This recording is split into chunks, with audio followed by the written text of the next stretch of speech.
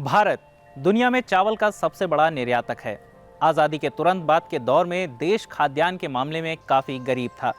हालांकि आज अपने बड़े निर्यातक के दर्जे पर देश काफ़ी गर्व करता है।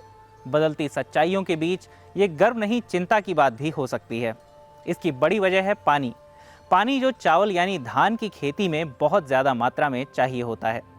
चावल या ऐसी ही दूसरी फसलों की शक्ल में असल में भारत जैसे देश भूजल निर्यात कर रहे होते हैं। पानी के इस छिपे हुए निर्यात को वर्चुअल वाटर एक्सपोर्ट कहा जाता है। पंजाब उत्तर भारत का वो इलाका है जहां दूर दूर तक सिर्फ धान के खेत दिखाई देते हैं। किसान धान के पौधों को हफ्तों तक पानी में डुबाए रखते हैं। धान की इस तरह की पारंपरिक खेती में भारी मात्रा में पानी का इस्तेमाल होता है, लेकिन धान कोई ऐसी फसल नहीं जो पानी में ही उगे। पानी का असल मकसद तो धान के खेत में कीटों और खरपतवार को खत्म करना होता है। लेकिन बार बार मानसून में आती कमी से खेती के इस तरीके के लिए समस्या खड़ी हो रही है। जून से सितंबर तक मानसून के चलते बारिश होती है। देश में सूखे मौसम का समय बढ़ता जा रहा है और बारिश भी बहुत अनियंत्रित और अनिश्चित पैटर्न के साथ हो रही है। मुश्किल बात यह है कि चावल उगाने के लिए पर्याप्त बारिश नहीं हो रही है, इसीलिए सिंचाई के लिए किसान भूजल पर निर्भर हैं। भारत वैसे भी एक भूजल संपन्न देश नहीं है। इसके पास रूस, ब्राजील और कनाडा की तरह भरपूर पानी नहीं है। फिर भी यहाँ से अनाजों की शक्ल में ये वर्चुअल वाटर एक्सपोर्ट लगातार जारी है। वाटर रिसोर्सेज ग्रुप के मुताबिक ऐसे ही चलता रहा तो 2030 तक भारत के पास अपनी ज़रूरत का सिर्फ 50% पानी होगा। फिर बारिश की कमी से मिट्टी में और ज़्यादा रूखापन आ रहा है। इसलिए अब किसान नहरों और कुओं से मिले पानी का सिंचाई में इस्तेमाल कर रहे हैं। इससे भूजल का स्तर और नीचे जा रहा है। इसके बावजूद धान के रकबे में लगातार बढ़ोतरी हो रही है। भारत के मशहूर बासमती चावल की खेती के इलाके देश के उत्तर में हैं। पिछले 4 सालों में भारत का चावल निर्यात 2 गुने से ज्यादा हो चुका है। 2019 में ये 1 करोड़ टन था, जो अब 2.2 करोड़ टन से ऊपर पहुंच चुका है। पानी की कमी और बढ़ते निर्यात के बीच का अंतर और चौड़ा होता जा रहा है। इसी बीच भारत सरकार ने देश के अंदर की खाद्य महंगाई को देखते हुए आम चावल के निर्यात पर रोक लगा दी है।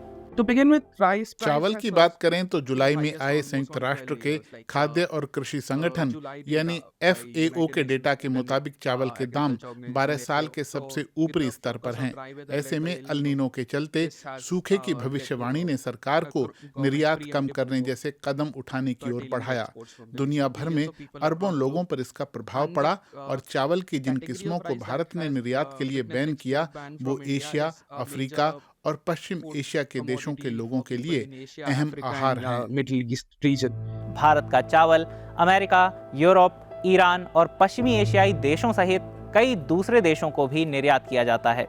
ऊंचे तापमान और अल नीनो के मौसमी असर के चलते भारत में पानी की उपलब्धता में और कमी आने की संभावना है। भारत में इस्तेमाल होने वाले कुल ताज़े पानी का 80% खेती में इस्तेमाल हो जाता है। किसी खास तरह के अनाज को उगाने में लगने वाले पानी को ही वर्चुअल या छिपा हुआ पानी कहते हैं। इसी पैमाने पर वाटर फुटप्रिंट मापा जाता है। जैसे कई औद्योगिक गतिविधियों के लिए कार्बन फुटप्रिंट पैमाना होता है और चावल की खेती का वाटर फुटप्रिंट बहुत ज़्यादा है। सिर्फ 1 किलो चावल पैदा करने के लिए 60,000 लीटर पानी की ज़रूरत होती है। 1 लीटर संतरे के जूस के पीछे 40,000 लीटर पानी होता है और 1 किलो रेड मीट पैदा करने में 20,000 लीटर पानी लगता है। तो चावल को ज़्यादा टिकाऊ तरीकों से कैसे उगा सकते हैं? किसान नए तरीकों की खोज में हैं। पानी दा क्योंकि हुण हरेक साल हमारे देश में हर साल पानी का स्तर 3 मीटर तक नीचे चला जाता है। ऐसे में हमने धान को सीधे बोने का फैसला किया है, क्योंकि इसमें कम पानी लगता है। लेवल ਨੂੰ सोच के ही ये स्टार्ट की। सीधे बुआई के दौरान चावल को सीधे पानी में नहीं बोया जाता, बल्कि खेत में पानी भरे बिना बोया जाता है। ये तरीका अच्छा है। इससे चावल की उपज कम नहीं होती और संसाधन बचते हैं। सीधे चावल को बोने से मैं करीब अपना 30% पानी बचा लेता हूँ। इससे मेरे चावलों की क्वालिटी पर कोई असर नहीं पड़ता। पंजाब की राज्य सरकार किसानों को हर एकड़ में चावल की खेती के लिए 1500 रुपए का प्रोत्साहन देती है अगर वे इस नए तरीके से चावल की खेती करते हैं। किसान और अनाज विक्रेता दोनों ही भविष्य में पानी के भारी इस्तेमाल वाली चावल की फसल के बजाय दूसरे अनाज और सब्जियां उगाने की आशा कर रहे हैं। अदरक, आलू, प्याज और टमाटर भी भारत की पारंपरिक फसलें हैं। इन सभी के लिए खेती के ज़्यादा टिकाऊ तरीकों का इस्तेमाल इसे ज़्यादा जिम्मेदार बना सकता है।